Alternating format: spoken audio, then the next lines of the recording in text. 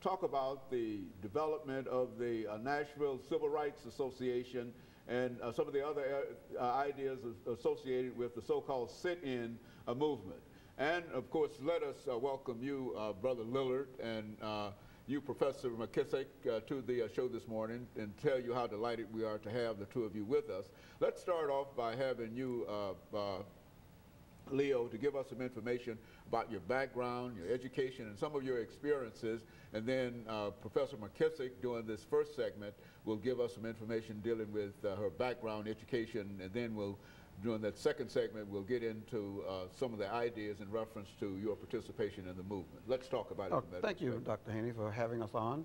The Nashville Civil Rights Veterans Association, very proud of you for maintaining this wonderful way to educate and communicate with the Nashville people. I'm a Nashvillian. I went to Carter Lawrence High School, Middle School, and Cameron and Pearl High, and I went to attend TSU. It was called A&I, Tennessee A&I. In those days, 1957 to 1961, and graduated. During that time, of course, I was a member of Kelly Miller Smith's church. I was baptized in 1954 in Kelly Miller Smith's First Baptist Church up on 8th Avenue, the old building. And of course, he was the center of a lot of the movement in initial adult infrastructure, into adult organizations.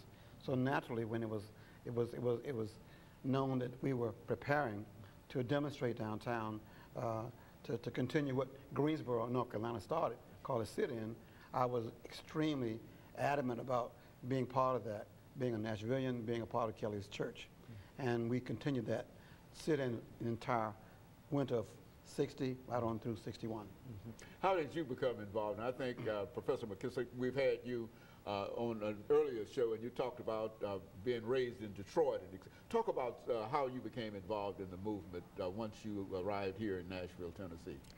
Yes, I'm originally from Detroit, Michigan, and attended school in that city, and mostly went to white schools where I was in the minority, and was interested in attending an HBU. And somehow that led me to Nashville. And upon coming to Nashville, I did attend Tennessee A&I University, as Kwame stated. And I was living in the city. This was 1961 when I came, and had watched things about what was going on in the South, but really hadn't made the connections between myself and what it really meant to be black in America till I came to Nashville and really was confronted with adversity and saw Jim Crow firsthand. Not to say that the North did not have these problems, they were just not as you were just not openly conscious of many things that were going on, especially as a young teenager growing up in a middle-class family.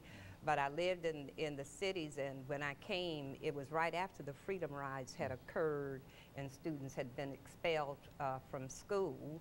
And some of the Freedom Riders were coming around in the student union trying to recruit students to continue what they had started in the sit-in demonstrations in the city. And I volunteered and found myself in the midst of it, facing adversity for the first time in my life. The great civil rights movement, in a real sense, the getting ready, trying to be prepared for the movement itself. When you think in terms of your involvement in that movement, what really motivated you over the last minute that we have during this segment? Kelly Miller Smith's sermons on Sunday was basically saying, one motto was, how can you say you love Jesus who you've not seen, hate your brother who you see every day? And that resonated with me as a middle school kid when I was at Cameron, and he's constantly reminded us that faith means you act. You don't just pray, you act based on your faith. And that was his sermon. He was a social, active Christian, and that's what I heard from the pulpit at Kelly Miller Smith Church. And I believe basically that it was time for us to act.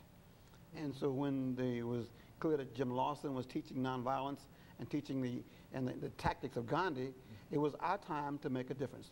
It was we had to say, if not now, then when? If not us, then who? Very Yeah, good. that was John Lewis. And of course, let us take this first commercial break, and we'll be back with our audience following this very, very short commercial break.